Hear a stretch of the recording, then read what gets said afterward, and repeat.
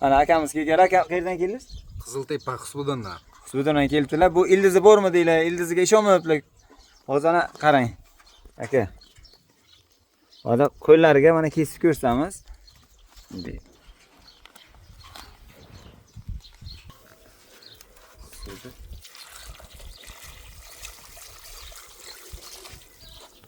Mana. Oling. Ana ildizi. Ana ildizni qarang ildizda. Yaxshi ildizlagan bu o'li. Bir haftalik ildizda bu. Buni aytib qurganingizdan keyin aka bu juda katta bo'lib ketadi. Mana bu odam o'zini kaluschalarini mana biza qurganmiz mana shu ildizcha bilan undan keyin mana bunaqa ildizcha chiqargan mana. Buni tushunayotgan tushunadi. Siz tushunishingiz ham shart emas. Bu o'zi biladi tuproqqa yaxshi moslashib. Xudo xolasa mana shu ko'chatcha bor aka. Kuzgacha 2 metrlik navda bo'lishi mumkin. 2 metr navda o'sib ketishi mumkin. Bunga faqat bir haftaga bir suv beriladi, o'yin kunga bir hafta o'yin kunga suv beriladi. Bir qarish bo'lgandan keyin ozgina shu bakirlashgani og'izcha slitracha bersa bo'ladi.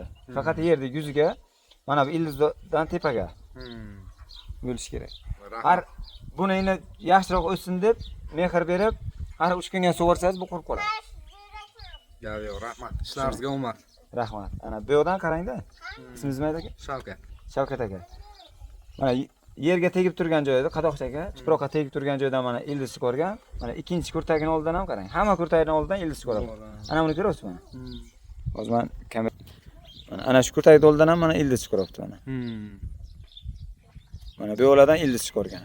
Mana bular o'sib oladi, yerga kirgandan keyin har hafta bir marta suv bersangiz bo'ldi. Mana shu navdalar 2 metrgacha o'sadi. Lekin biza bittasiga kuchini berasiz. Mana shuni, bunisini bittasini yaxshi o'sayotganini tanlanadi-da, qolgani olib tashladi. Qarabsizki, yil oxirigacha 2 metr bo'ladi. Charchamayman. Omadan bersin, charchamang.